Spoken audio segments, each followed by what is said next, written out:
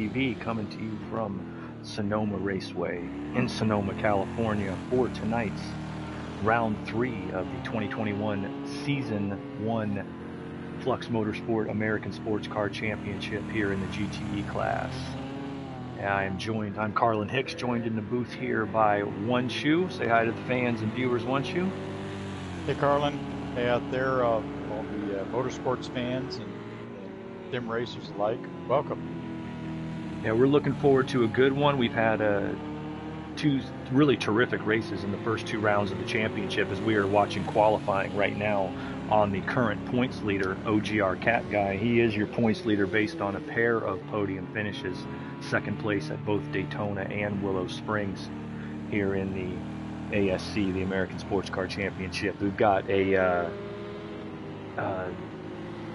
excellent couple races, like I said. Round 1 at Daytona, Pro Fubby took home the win. He has relinquished his seat in the championship. And in round 2, it was Lecky, our very own, coming over from Great Britain and taking the win at Willow Springs last week. That puts him into second in the championship, just 1 point behind Cat Guy. So those guys right on top of each other. We'll be talking more about the point standings and how things are shaping up here as we move forward in the broadcast. But for now, as we've seen, it's the ASC and the GTE class, a battle of the Corvettes and the Fords mostly, although we've had some terrific runs from the Ferraris. And there's also a couple of Porsches in the field that we saw last week at Willow Springs. But GTE's mainly been a battle of the Ford and the Chevy during the time here, at least on this generation of software. And it's tough to say what kind of track Sonoma might be better for. I mean, this is one of those places that you might almost say that the Porsches or something like that, Ferraris might have, you know, some type of advantage, or maybe they can get a little more power onto the road. I mean, what say you on that, OneShoe? When, we were practicing just a little while ago, and what I kind of found, what it felt like to me is it felt like the Corvettes are a little lazy, and maybe they're a little heavier than what the Porsches are. Deadly has certainly had a good showing last week at Willow, and I wouldn't count out the Porsche at this track. I from what I see, I don't believe this is where Willow benefited those cars that had a lot of top end, and I think here it's being able to get off of the corner is going to be a key element. I think we'll take a look at the telemetry on some of our ride-alongs at some point, but I do not believe, I know from my own experience, and I did not race GTE cars here. I raced Group C's here and LMP2s in the old Camel GT series, but it was you're very rarely on the throttle. I mean, how much are you on full throttle at this track? 30% of the time. Nowhere through the S's, nowhere through the front. Coming off down the drag strip off the carousel, you got about 2 or 3 seconds of full throttle there. It's a place where I think that some car craftsmanship can do it. So I think a well set up Porsche or Ferrari could definitely pull something together. Let's take a look at McToasty, currently setting the fastest lap here early in the session. He runs a vet and is a fine veteran sports car driver. Performances have been good so far this season in a variety of series. He has 1 finish here he picked up last week, and 13 points. I believe he was 8th or 9th. But this is a guy capable. He's an American driver. He's familiar with the North American tracks, and I really do expect him to show out today. He took that curve like he was like those guys doing the Cup cars running through here. Oh yeah, no kidding. He bounced it over. I mean, you'd see it was right here at Sonoma. It wasn't this generation of the Corvette. I believe it might have been the one earlier than this one, but it was around about 2004 that Dale Earnhardt Jr. wrecked in practice and the car caught on fire and he got burned.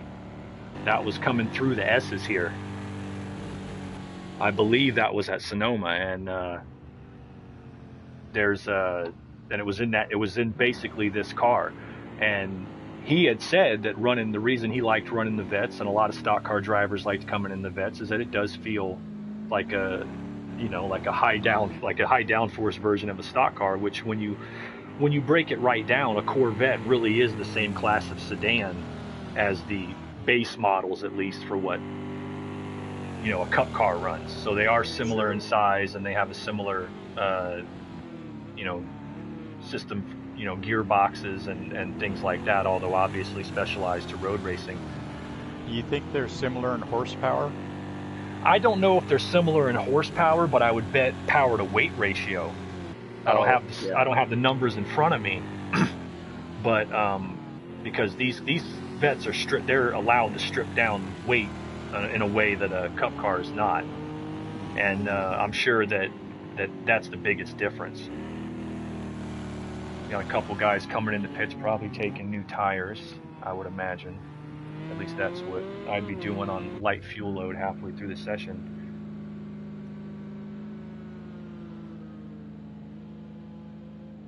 Guys, everything from the 127s to the 132s, although those in the bottom 3 or 4 spots are highly likely to come up. There's Pogo pulling out. He's been, I believe, missed a race.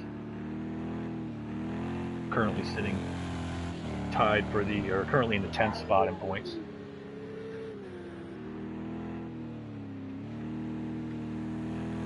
Yeah, I think he was another one that actually got caught up in the weather that the country had recently, and was unable to get to the track. That was myself as well, and as it was frozen solid down here in the state of Texas. We're talking single-digit temperatures and no heat, no water, no electricity, the whole 9 yards. But we're back in time to do the broadcast this week. Pogo, he did not run last week at Willow, but I do know at Daytona he was a definite contender in the opening round race, and he got caught up in an early accident and had to get repairs, and I believe came home in 11th. So that's the reason he's down in the standings. But once again, this is round 3 of 8. There's plenty of time. Problems can hit just about anybody. Let's take a look at one of those Porsches. If I remember correctly, who was in the Porsche? I think it's Deadly Hawk is one of them. He's already banged up the car. Yeah, he's in there taking on some repairs here in practice. He ran that thing up to a 6th place finish, I believe, at Willow Springs last week. Was the highest finishing Porsche. Yeah, the car looked good there too. It looked marginally better than that. Yeah, absolutely. And I'm not so much the GTE version, because the GTE version is the old Le Mans class of GT1. And the 911 is more of a GT3 car, or what was called GT2 at one time. It's so confusing. I wish that they would. That's why I'm such a stickler for branding on your series, because sports car racing will drive you nuts with the way it keeps changing.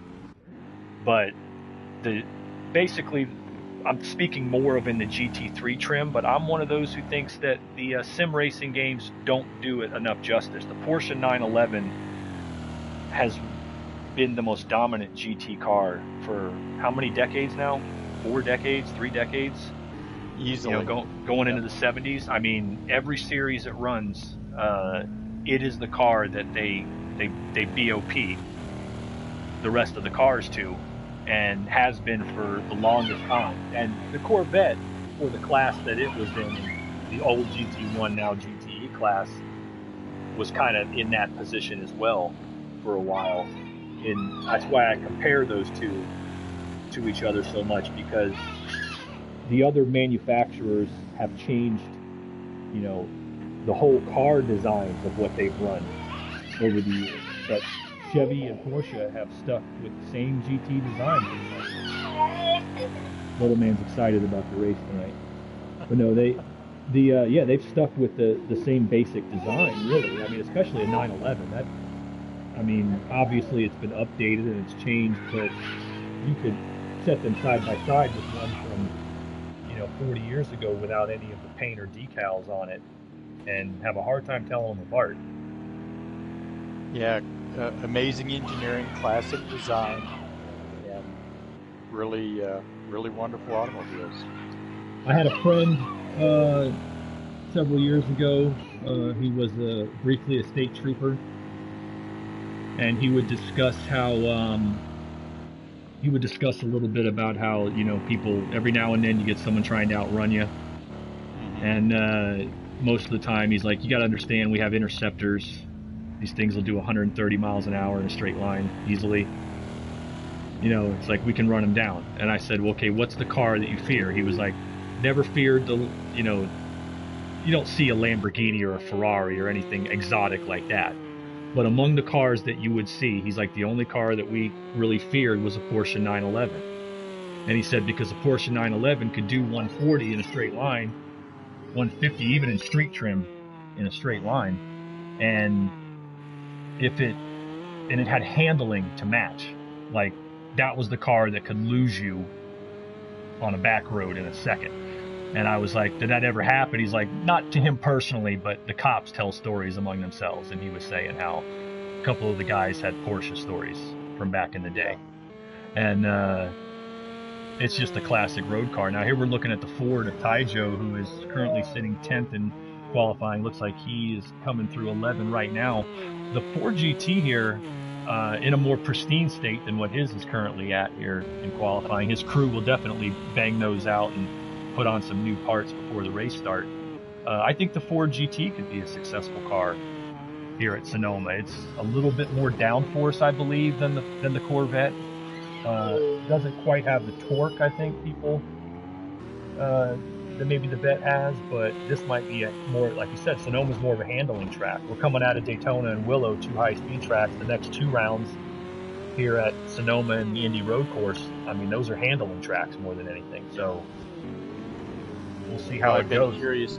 I've been curious to see what what Muttley, he was at practicing earlier, and yeah, I think the GT is played much more into the aero, just by looking at the design. So I would expect it to have plenty of horsepower there, but a little better feel, especially if it's in clean air. I know I heard you mentioning earlier in the driver's briefing, giving them that reminder that even though we're on a road course, to be fully aware of aero push. Coming through the S's especially, through the S's and through the carousel, you're gonna feel it like you're on an oval. And I think now is a good time we can do our track walk, and we'll give it to our race winner from last week, and that'll be Lecky. We'll go ahead and get inside his cockpit, and we'll wait for him to come around here. Let me pull up my map so that we're full ready to go. As he's coming down towards the back, we'll get into the cockpit, coming off the last turn as he slides out. He knew we were talking about it. Yeah, he's probably watching, and we'll walk you through a lap here at Sonoma Raceway. Winning here was a great thrill for myself. Here he goes coming down towards the front stretch.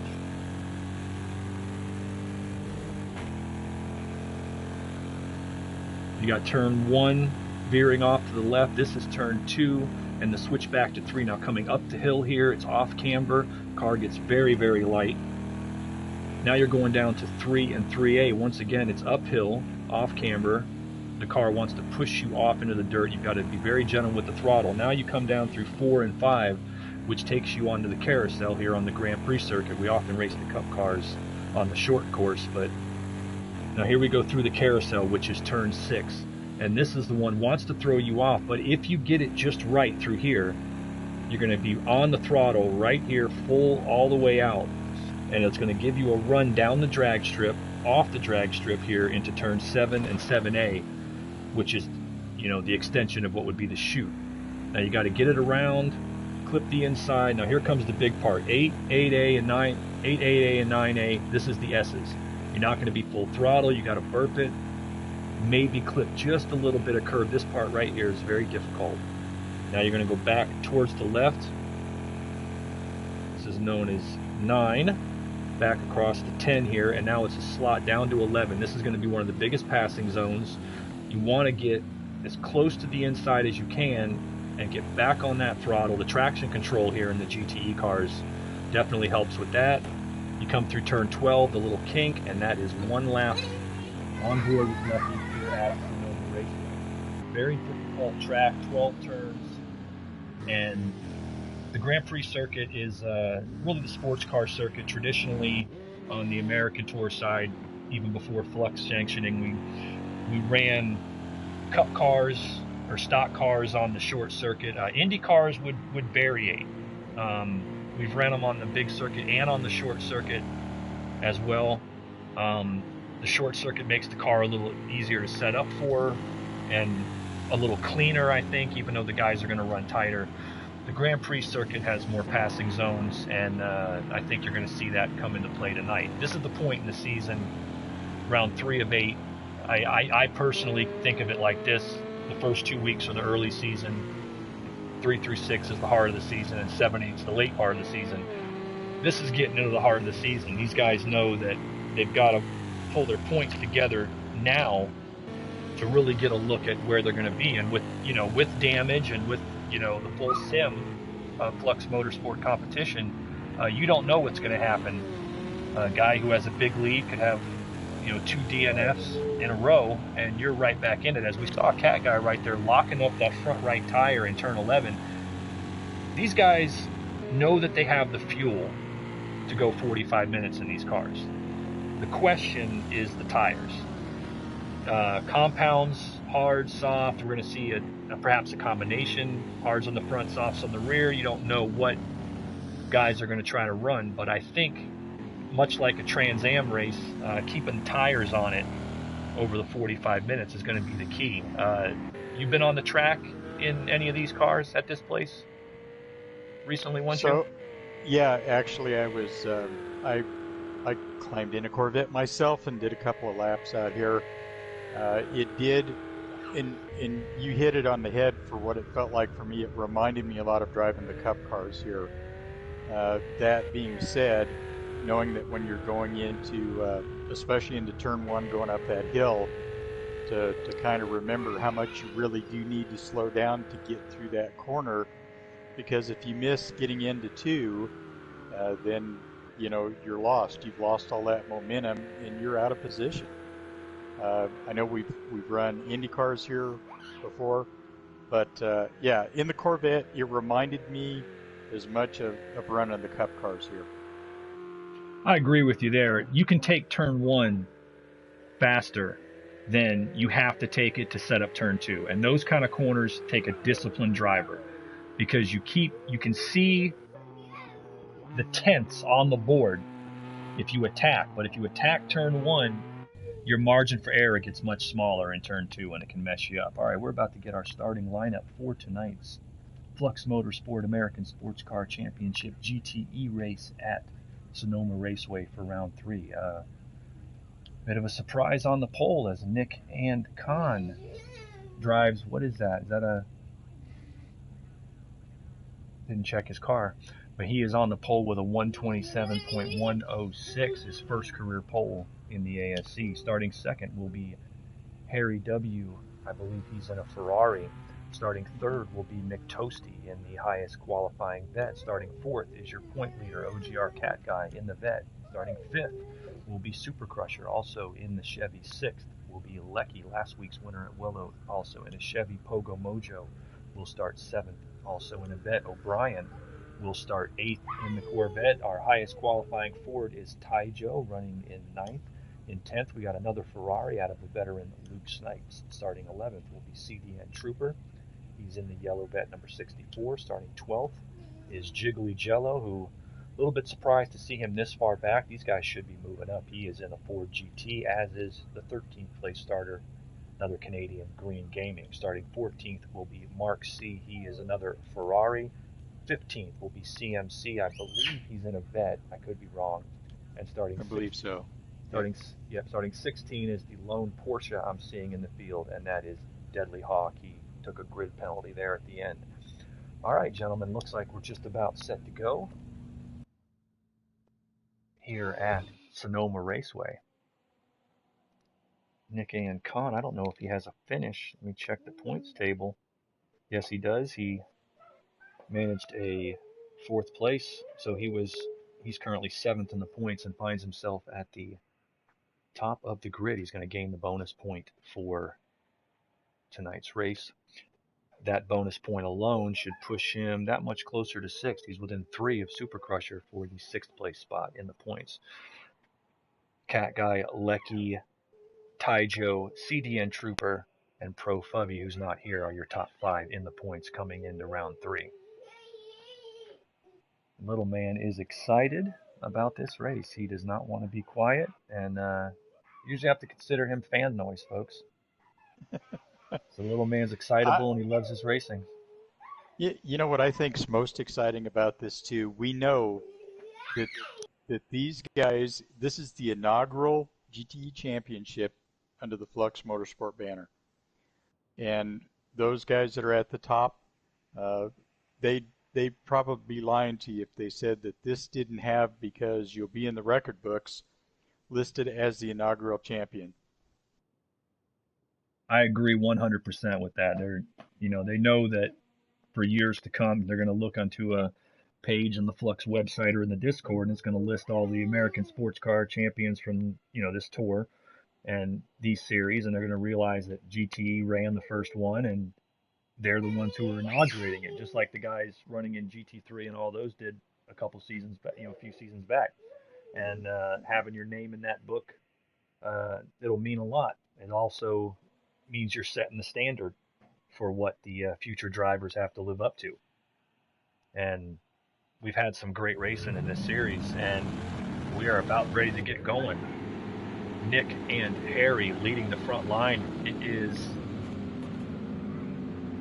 Corvette against Ferrari on that front line. Let's see who gets the whole shot to turn 1. McToasty and Cat Guy in row 2 behind them. Lecky and Super Crusher in row 3 behind them. And it looks like we are green. I did not see the call, did not see the lights, but hey, there they go. Harry gets the outshot and pulls out front. Harry, a winner at Willow Springs in the stock cars last weekend, pulling the old road course ringer bit. Yeah. Did a fantastic job. And now they come down through turns 4 and 5 to head towards the carousel.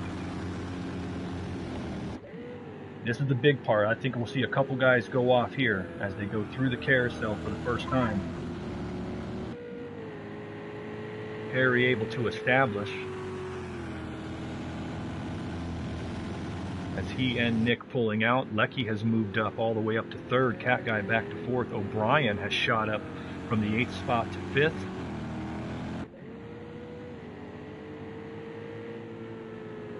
They come through the S's for the first time.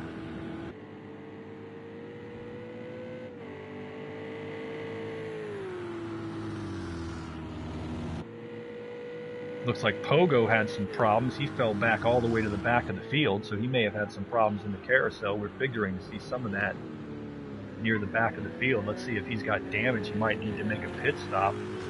If you're going to do it, you want to get it done early and get back out and start firing away. Will they complete the lap? His car looks okay. Yeah. The car looks fine. I think he should be good. Let's take a look at 3rd place in the order. It looks like Cat Guy and O'Brien, they're battling it out. Battling it out for the 3rd spot. O'Brien jumping up from, I believe, 8th starting position, so he made a heck of a start coming right off the road. O'Brien, though, has always been a terrific driver in the GTEs, and right as I give him the commentator's curse as he goes around coming through the turn 2 and 3-4 complex. Gets his rejoin done relatively safely, but he just gave all that back that he gained on the whole shot. We'll get off you, O'Brien, so that you can get back down to business. Let's take a look at Super Crusher in 5th, battling with Luke Snipes in the Ferrari right behind him. That's 4, 5, and 6 on your screen. Great group right through here, nose to tail. Oh yeah, still early in the racing, and somebody back there goes wide, but everybody kind of being patient, waiting to see how it sorts out. In the meantime, that's letting Harry and Nick up front pull out a little bit of a gap. Super Crusher in the 28 Corvette, currently sitting 6th in the point standings after the first 2 rounds, which means a podium could bump him up quite a bit. So you've got to be patient when you're in this pack of cars. I always found myself running in the 4, 5, 6, 7 range early in the race, just knowing that, you know, a couple of these guys at least in front of me are going to have some kind of problem. So all I got to do is keep the tire. I'd like to have some tires left for the end of the race. I think these obviously may not be as bad, but anybody who watched the Flux GT1 race on yesterday, saw the tremendous comeback towards the end of the race as tires, you know, different tire strategies started to come together. And not going to really see a pit stop strategy here for this one, but I mean, somebody who burns out to a 15-second lead by eating their soft tires, somebody else has a better compound on them, better set of pressures, might be able to come shooting back up. So I'd feel pretty comfortable hanging within 10 seconds for the first half of the race, as long as I could see that I wasn't losing much. So speaking of that, we'll go down here to Jiggly Jello. He's showing just right at about that 10 second. Looks like he's got 2 Fords running along there. He's got Green Gaming coming up behind him. Definitely a Ford battle. Those guys, that is the fight for 10th at the moment. They're hanging right at that 10-second point, as you said. And I'd be a little, as it looks like CMC's in the pits probably for repairs, but I mean, 10 back, you're concerned about the number of cars in front of you at this point. Maybe not repairs, maybe just maybe he's looking for tires, felt like he got the wrong compound. That's distinctly possible. Looks like hair. Maybe it was on the Q trim. That's entirely possible. Yeah, might have put the wrong set of tires on the car. Anything's possible like that. Banged up, doesn't like something in the field, but he came in, got it done, and is coming back out as he's already fallen a lap down, I believe. Let's get back up front and take a look at where Harry and Cat Guy are fighting. Harry fell back from the lead early. He had, he's got some damage on the front of that car. And I think we can see where that 3-second gap came from, a 1:34 in the last lap. He banged into something. Oh, yeah. Tough to tell if that's enough to cause any problem, but if it is enough damage to cause any aerodynamic problem, you're going to find out at this track. And right here through the S's, we should see if he has a push. And I think he does, because you can see Cat Guy gaining on him through that section. He's dealing with aerodynamic problems with the nose. We'll have to see if he decides he needs a pit stop here. And those S's, that is such rhythm through there. And if you miss the first one, you get wide, you're done. It's like reload, get it the next lap. Yeah, you need all the aerodynamics you can get. And as you can see, the time, that's not just traffic. The pace has slowed for them. Yeah. Cat Guy's getting held up by the air at this point. The pace has slowed for them, and he's definitely got damage. That's, it doesn't take a lot. Like you might have got away with something at Daytona like that, but I think here, maybe he can muscle it around, but he's going to feel it, especially since Cat Guy is, getting the full downforce on the car going through that section. Got 3 cars, 7, 8, and 9, that look to be piled right on top of each other. CDN, Trooper, Taijo, and O'Brien, as O'Brien's coming back up. If you want to go ahead and get in the cockpit of O'Brien, let's see what he's seeing in that battle for 7th place. As I think somebody went wide. That was CDN Trooper. He's the one who went wide. Ooh, O'Brien just about contact. Yeah, a little bit of a tap. O'Brien now running in 8th after CDN went off, chasing Taijo in 7th. As he's coming through the S's, you can kind of see here what the vet's looking at. Handling a little better right there. He didn't get the push that Taijo got. Taijo's car is not quite where he wants it to be, because you want to be able to be flat out through that kink right there.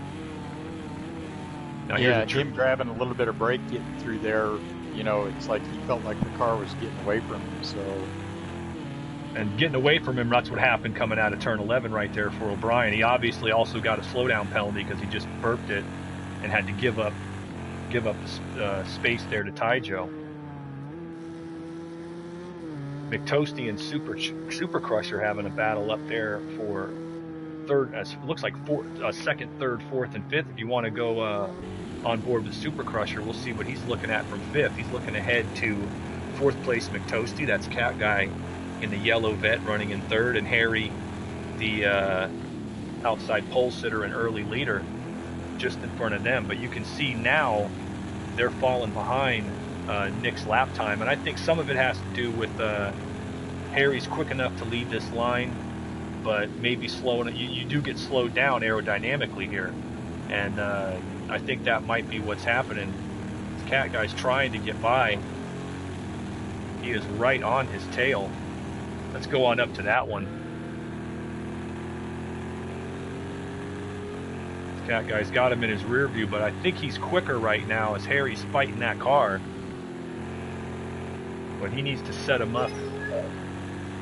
This is a good spot he's for going to it. do it. Here's the place, turn 11. Oh yeah, Harry's having to put a lot of wheel in the Ferrari to get around that corner.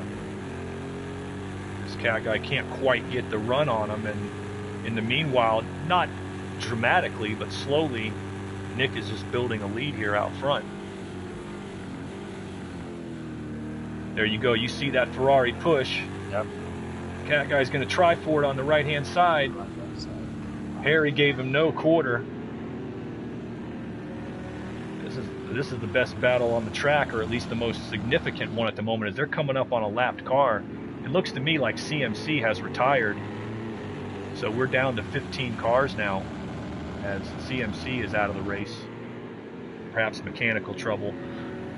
You can see Cat Guy dancing that through the carousel, dancing it so well that he's in danger of losing positions. Meanwhile, we just lost Nick.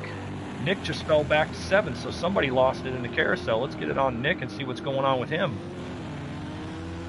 I think he must have gone wide, judging by where he's at in the carousel, so he went from 1st all the way back now to 8th. No, all the way back to 6th. He's way off now. You can see damage to the back half of that car, I think. On the right tail of it, he might have smacked the wall going off the turn. Does that look like he's? Yeah, that wing looks like it's down flat. He is definitely has something wrong with that car. Your pole sitter and early leader.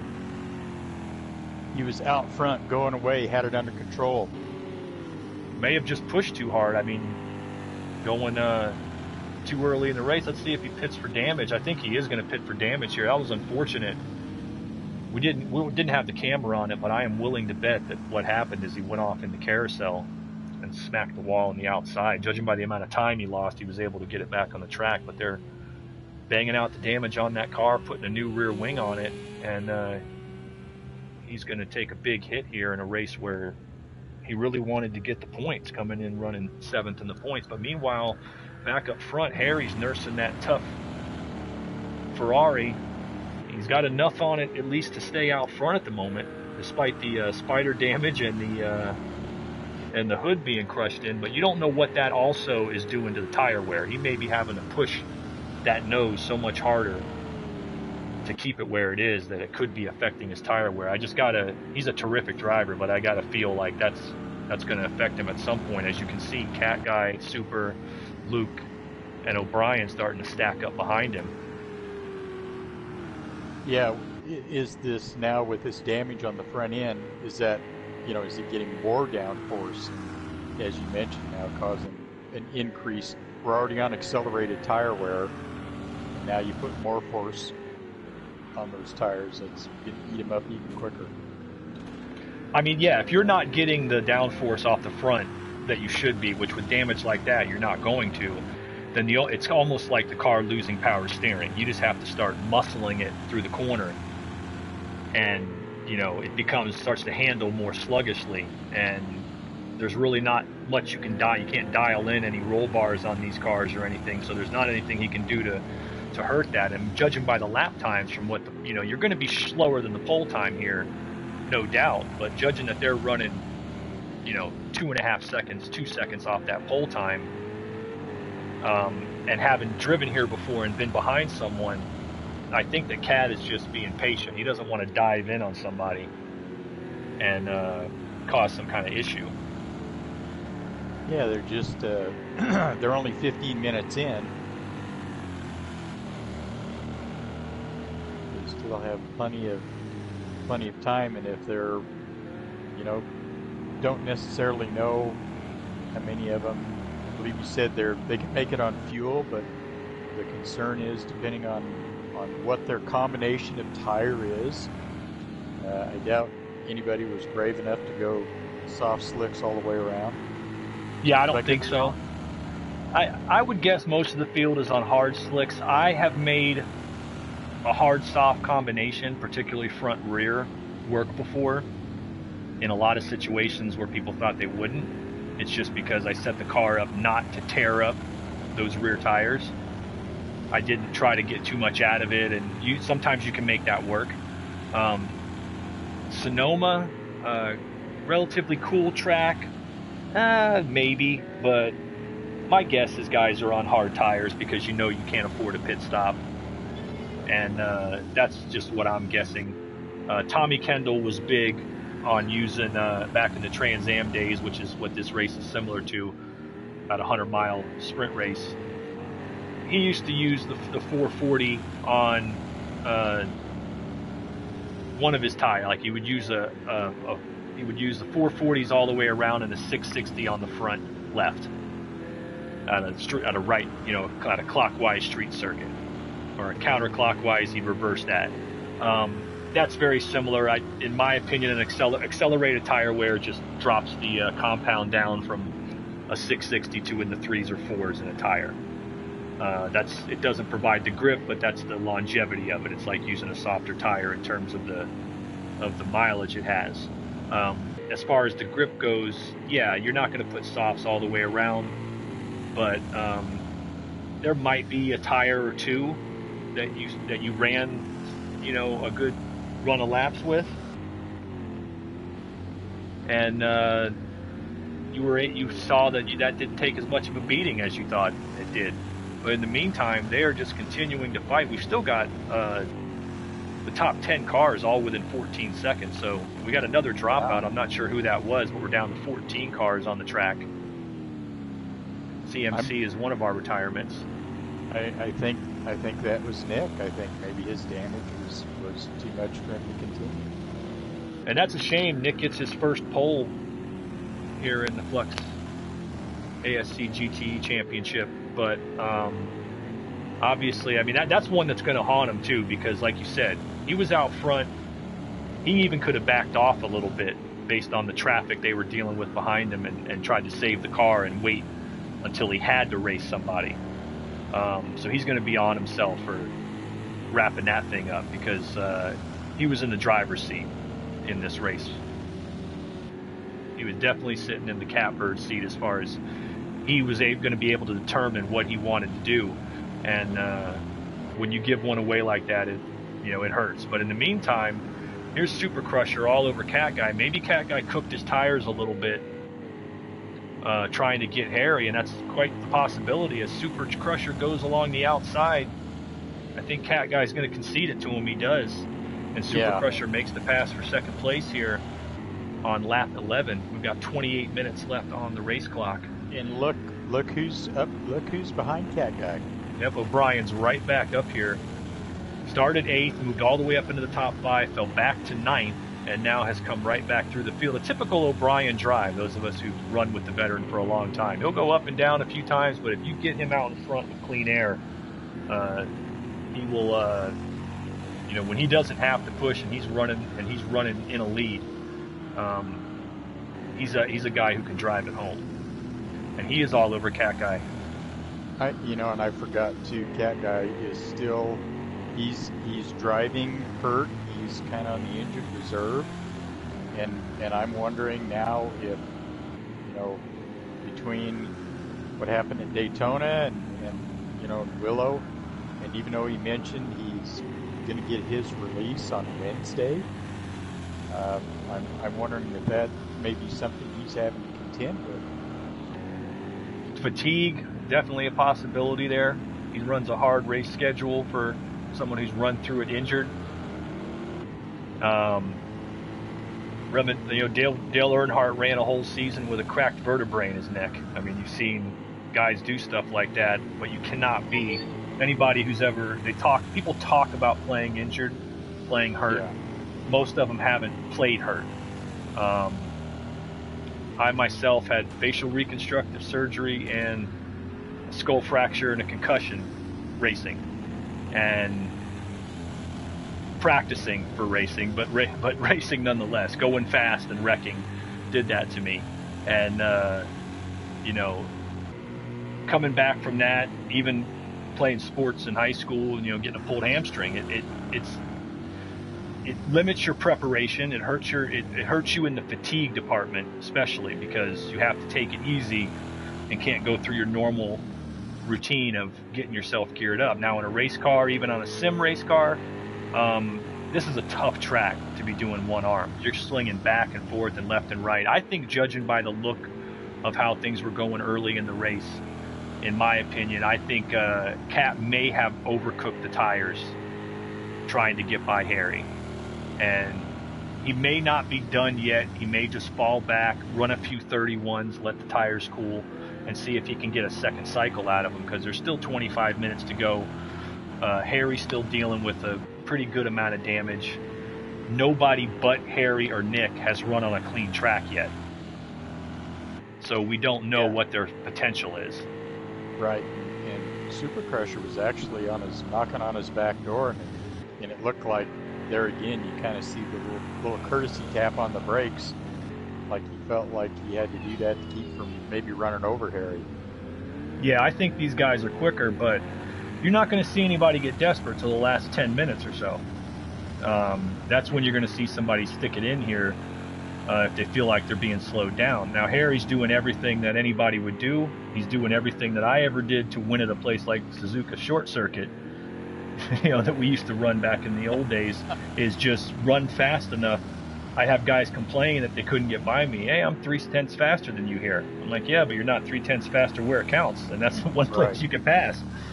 And that's exactly what I think's happening. I think Harry's losing significant time here because of his car, but he's good enough where it counts. You saw Cat Guy look at him in turn 11, and he just couldn't get up close enough beside him to make a move. But we've got these guys been getting a lot of time. Oh, there you go. Cat Guy went wide. That's going to put McToasty right back on him as O'Brien moves up into third spot.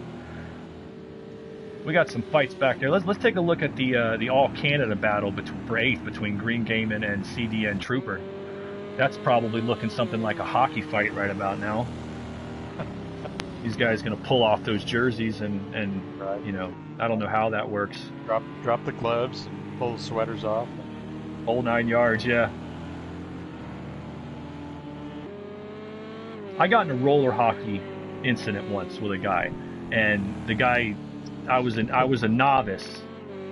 You know, I was just figuring out how to do it. Super Crusher's going for the lead. All right, up towards the front. I think Harry's car finally gave out, and Super Crusher he's moved right past him. Yeah, and it would have been at turn 11. Yeah, that would have done it. Right as we go to give somebody else some airtime. Yeah, Super Crusher's or Harry's fighting that car. There goes O'Brien. I got to give him, as the kids would say, mad props.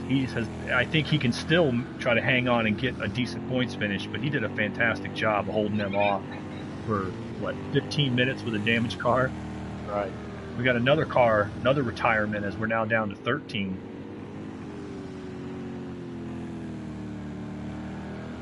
But yeah, the guy, I was a novice, and the guy hit me with his stick, and I got mad at him, and he threw his gloves off, and I threw my gloves off and sat down and started taking off my skates. And the guy was like, "What are you doing?" And I'm like, if I'm gonna do this, I'm doing it for real. And I didn't know that was a big faux pas. But I was like, I'm not a hockey player. I'm here. You want to do this? I'm gonna get these things off of me. I'm not falling on my face. So naturally, by the time everybody started laughing at that point, including that guy, so we just kind of let it go. But yeah, Cat Guy, meanwhile, settling in the fourth. These guys are by no means out of it. We just got to see if they can pull those laps up.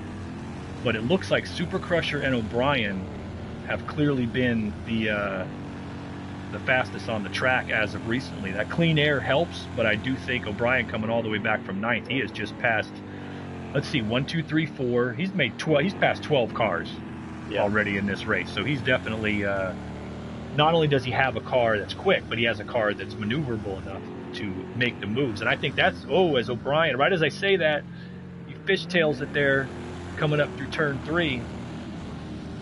And with that, lets Harry get back by. He obviously has that maneuverability because his car is loose. I should have said that firsthand. He has a loose car. That's why he's able to get through there. Now, I think that you're going to see your front tires wear quicker here and the car develop push. So if that car's that loose, that just means that car could come into him. And I think it has come to him over the course of the race. As the car develops more of an understeer, that looseness is going to equalize, I should say. And he's going to be fast. But right now, that cost him from getting up to within 1.5 seconds of the leader to back to 4.5 seconds as Harry pulls back in the second, and we're right back where we were. Now, the difference here is the leader this time has enough pace to pull away from the field while they try to work their way by Harry. Yeah, because Super Crusher got up there, drove his way to the front, and once he got around Harry, he was kind of set sail now. Running 130s. Let's see what the rest of these guys pull. It was a slide lap for O'Brien, so that one's not going to be that good. 133. These guys are running 131s and 132. Super Crusher, meanwhile, is taking that vet straight out front, now opened up a 4-second lead. And Harry is once again playing spoiler. And O'Brien goes sliding off, coming up through turn 2. I couldn't tell if the brakes locked up on it or what happened there. I think he's pushing it.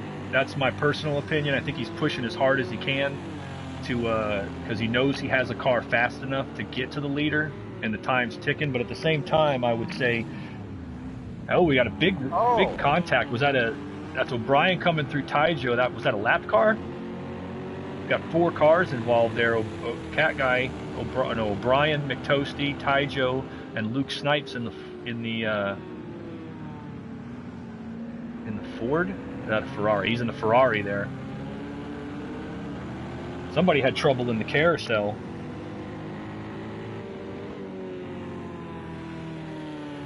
They got contact. Yeah, there was definite contact. Lecky, meanwhile, he's made fits as Taijo goes around coming down towards the S's. I think these guys' tires are starting to go on them. About halfway, and they've used up all the good in them. That's a tough spot. Taijo third in the points coming into this race. Definitely needs to stay up in the tie. He's coming into the pits, and that's going to be a tough break for Taijo when that Ford GT came into this race third in the points. Wanting a podium finish at least to get himself up there.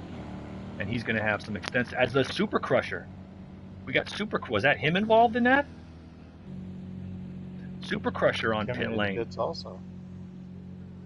There was 5 cars there. It was really hard to tell.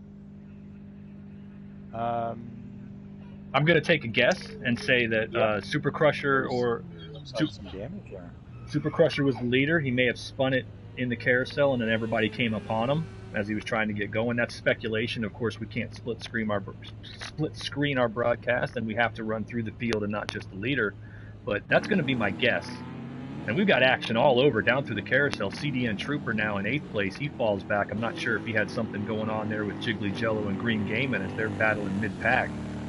But that was the closest battle that was going on at that moment. So that's definitely a possibility that we had some contact there and might see some talking from the stewards. But this is just turning into a race of attrition. Nick Ancon wins the pole. He's out. Super Crusher takes the lead. He's out. Harry got the damage before that, and Harry is back up front with 17 minutes to go in that wounded Ferrari.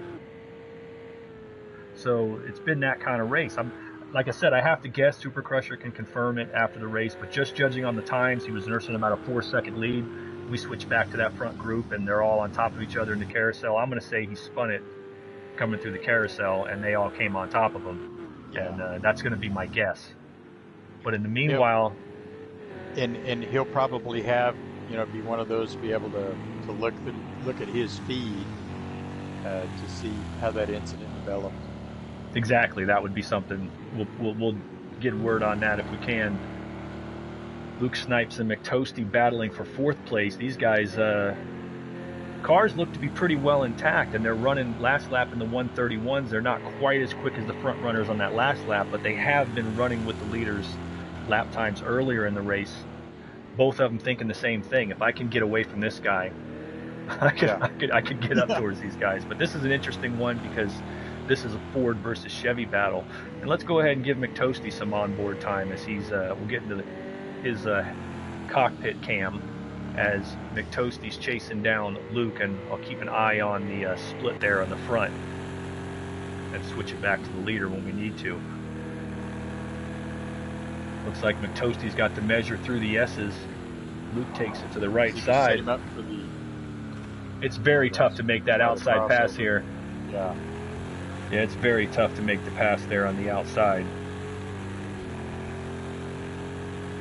Both these guys down in the bottom of the point standings after the first 2 rounds, so just the finishes where they're at would vault them way, way up in the points. So I know they want to make a run up towards the podium, but top 5s for these guys would shoot them well into the top 10 in points heading into Indianapolis.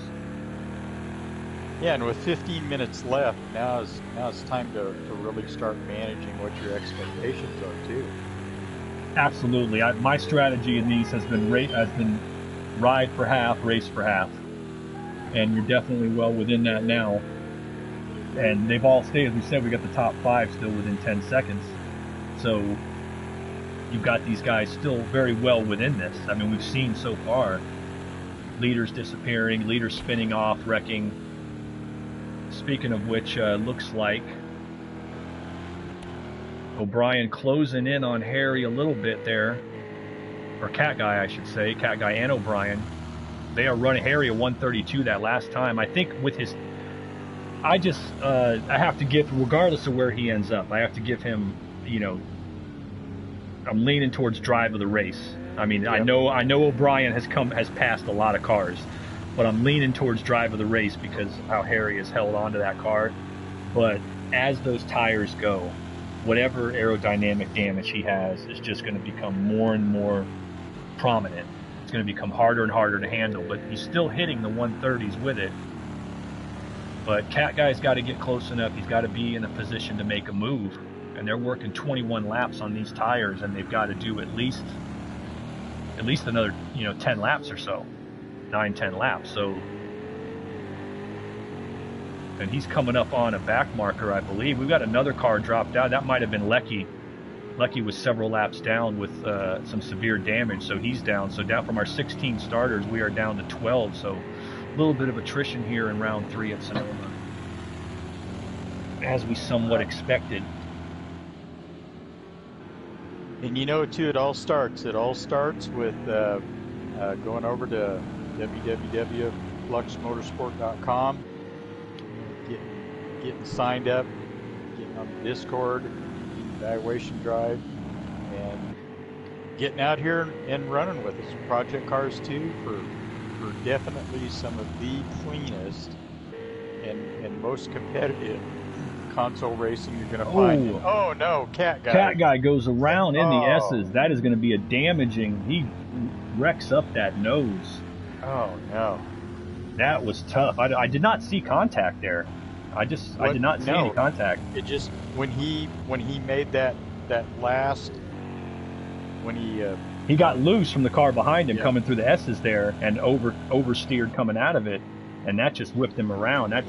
That's a shame. He mixed up that nose. Hope he didn't hurt his good arm. Yeah, no kidding. That's going to put O'Brien directly into the chase, as O'Brien now is moving in on Harry to try to go for the lead. I should also say, go on to Flux Motorsport.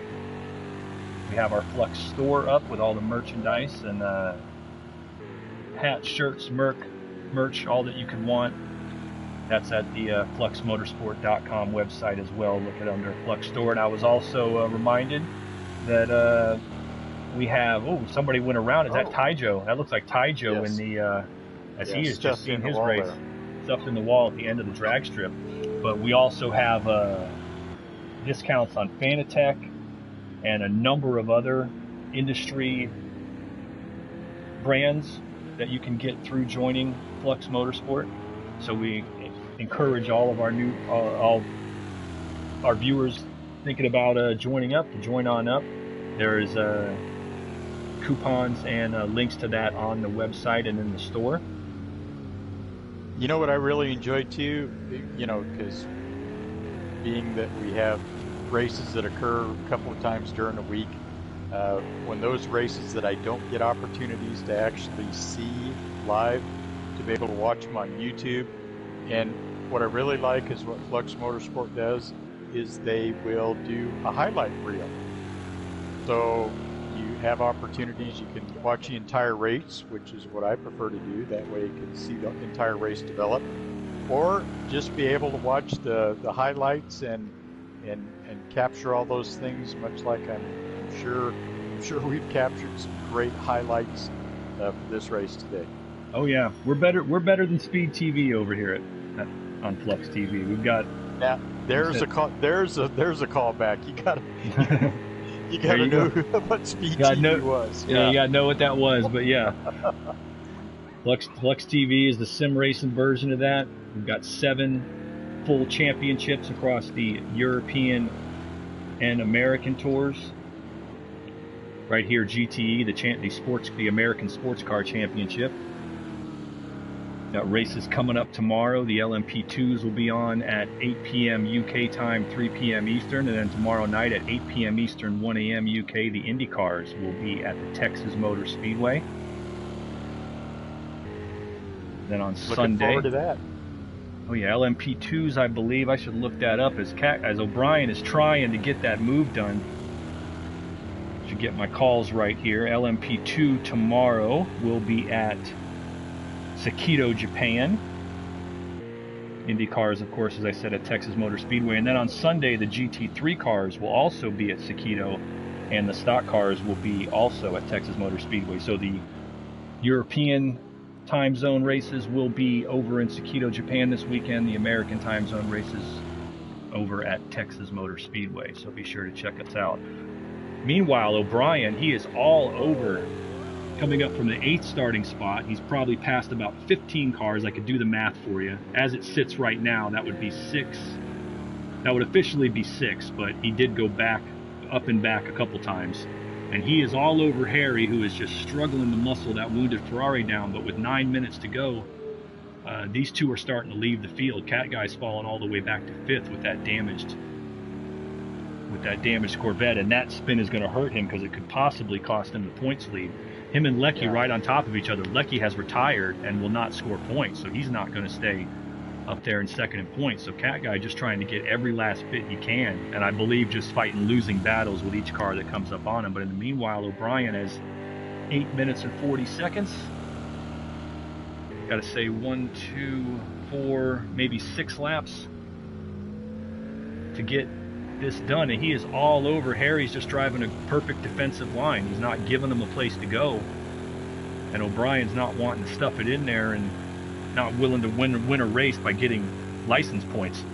So he's going to have to try to figure out how to do it. This is a good camera shot right here, a perfect time for the chase cam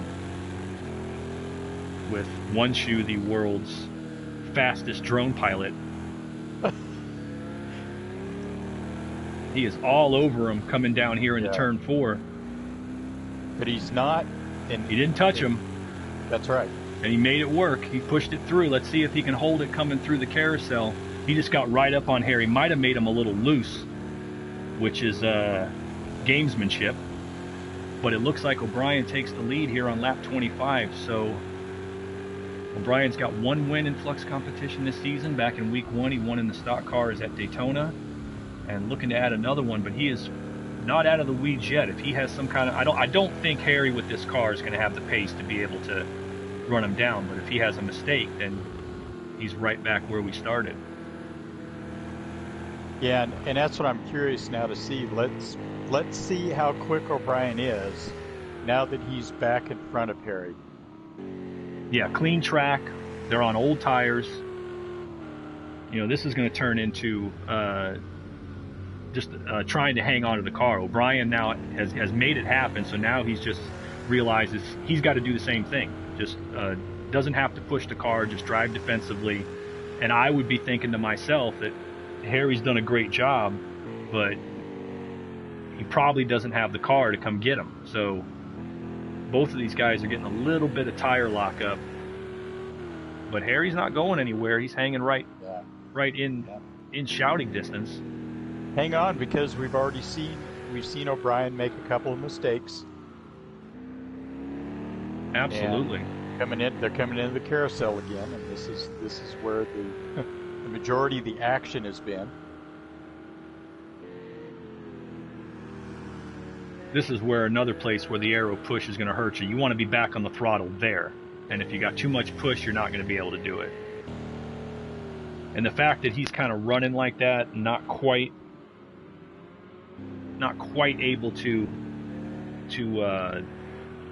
take it all the way to the edge of the asphalt, tells me that he's just trying to keep that car under him. Well, let's give a look at the third place battle as Luke Snipes in his Ferrari and McToasty and his Corvette are battling for a podium spot. These guys are 11 seconds back. I think Harry and O'Brien are out of reach for him, barring a mistake at this point, considering they're running equal pace. But this is for that last spot on the podium, and two very valuable championship points. As I said, both of these guys needing to move up.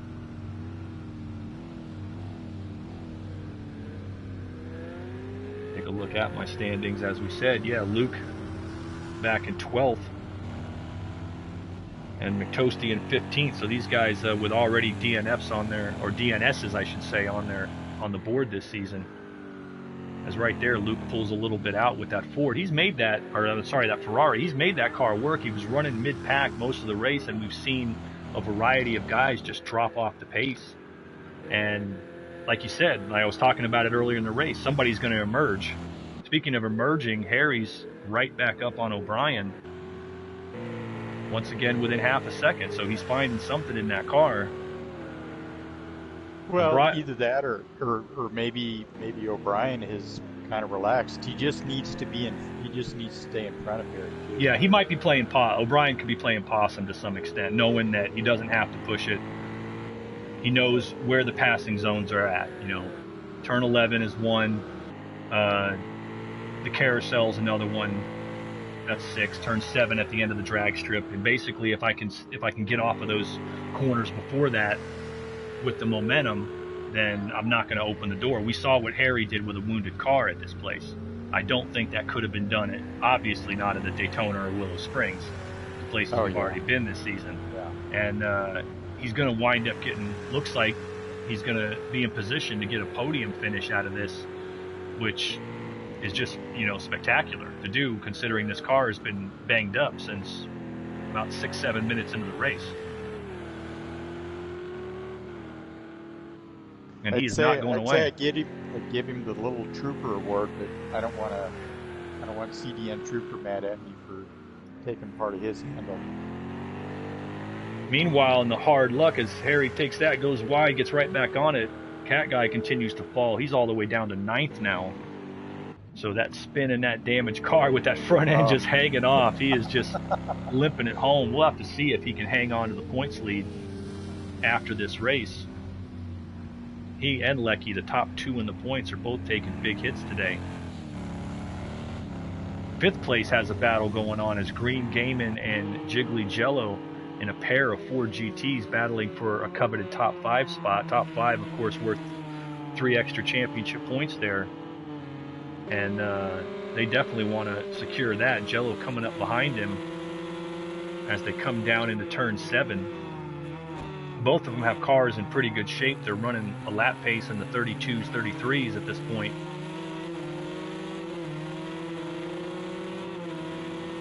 Coming through the S's, he's trying to give him a little room so that he doesn't get the air right there, and maybe he can get a run.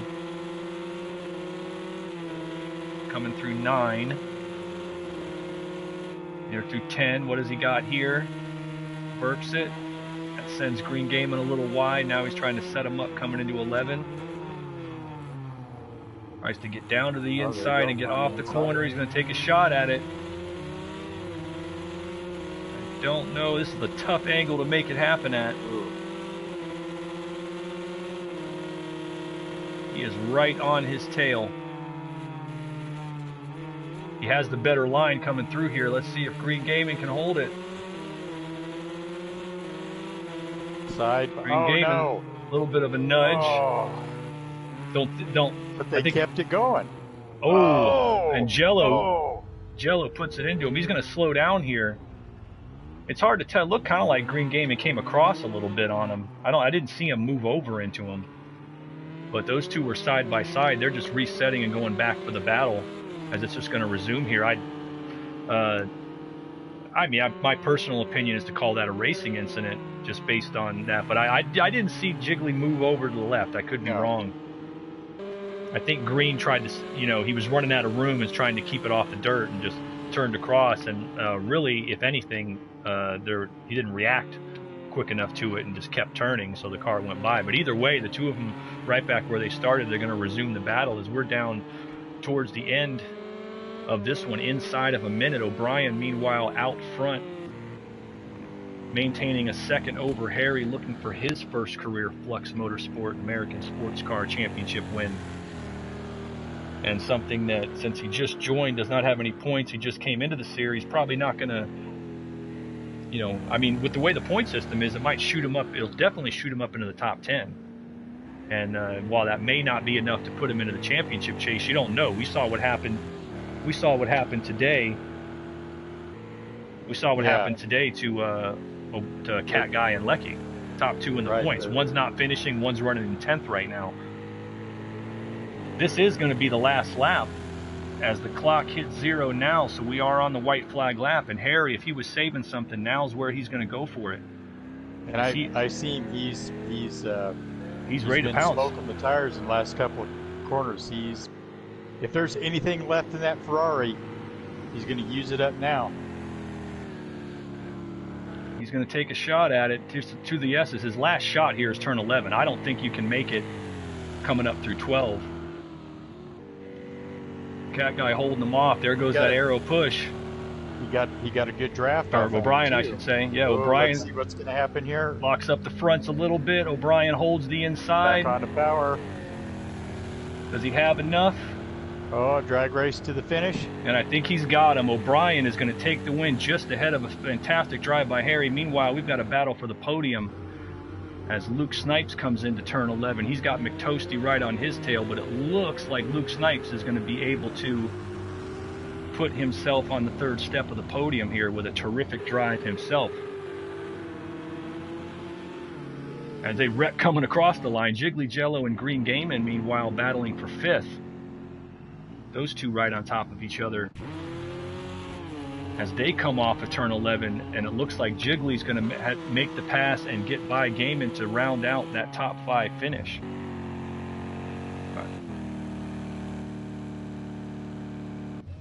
As the rest of the race finishing out here, Deadly Hawk started 16th on the field. He's going to pull that thing up at least 8th across the line. We'll have to wait and see how the penalties play out. And then comes our hard luck finishers, Super Crusher and Cat Guy. Both led the race at some point. He's going to finish, though. Cat Guy's going to make it. And he's going to pull it around. He's going to get the finish. He's going to get a top 10 out of it, get some points. And that's what you got to do. I almost look at him being a minute back and say, well, repairing might have took 90 seconds of that, so I could have pushed him back a few more spots. But he decided to run it out with just 15 minutes left 10 minutes left when that damage happened. 5 races left. still plenty of opportunities to make up for what happened today.